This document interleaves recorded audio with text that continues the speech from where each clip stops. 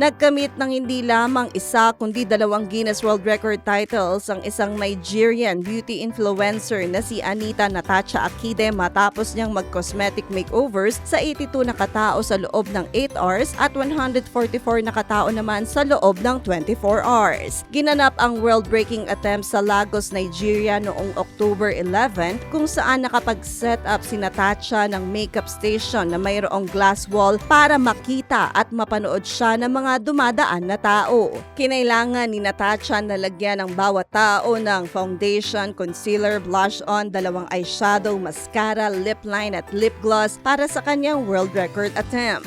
Naka-experience si Natasha at ang kanyang team ang 9 na oras na bagyo kung saan bumagsak ang kanilang screens at maraming beses na nawalan ng kuryente. Upang mapagpatuloy ang record attempt, gumamit ng flashlights ang kanilang team upang mapagpatuloy ang pag-makeup kahit madilim.